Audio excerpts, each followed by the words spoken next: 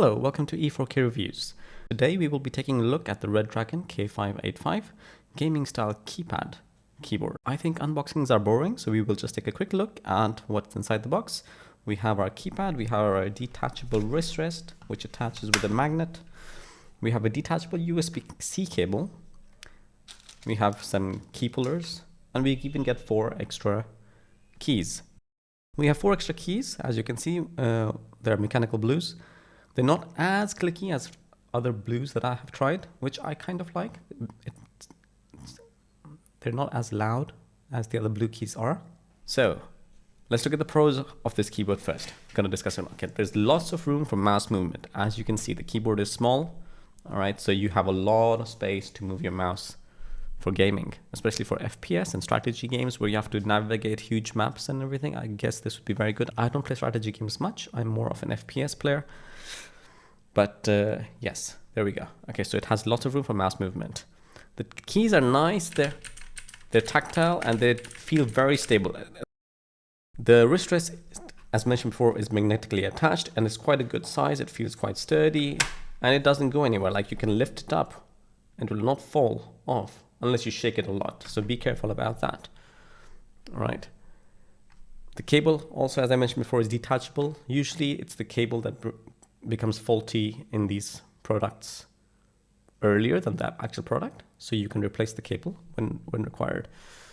And lastly, I guess the RGB element. I mean, people like RGB, although I'm not a big fan of RGB, but you can have different kinds of lights. We can have it's going with the stream right now, so whatever it's used on my screen is going on along with it. We have multiple cycles.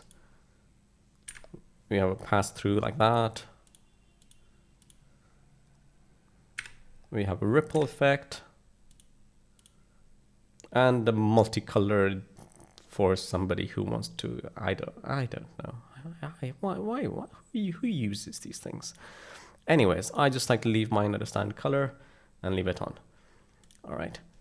Cons. Okay, let's take a look at the cons. Cannot be used to communicate in game via text if you need to. All right. As you can see, we don't have all the letters. And we don't even have an enter key. Now you could program the G1 key to be an enter key if you wanted, but it's not meant to help you communicate with text in game. All right. Secondly, we'll take a look at that in the software in a minute, but the macro key setup is not as intuitive as you would like it to be, and some can't even be set as far as I've tried. Okay, but we'll look at that in a minute.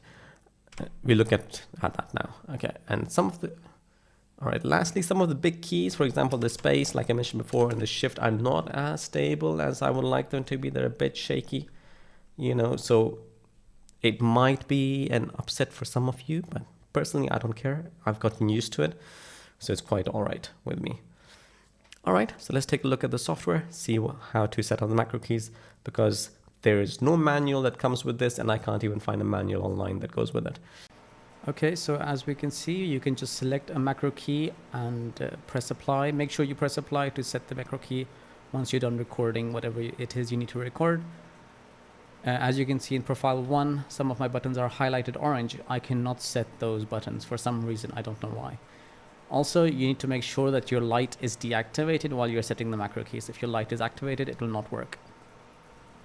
Yeah, so that's about it. This is your K585 Redragon keyboard, and I think for the price it's not bad at all, especially since it performs quite well. Like I will not say that I've improved in my game because of it, because I don't game that much, I don't have that much time, but it's definitely more comfortable than using a standard keyboard, which is all right. Thank you for watching. This was the review for the Redragon K585, and if you would like to subscribe, please subscribe. And I'll be reviewing more things in the near future. Thank you so much.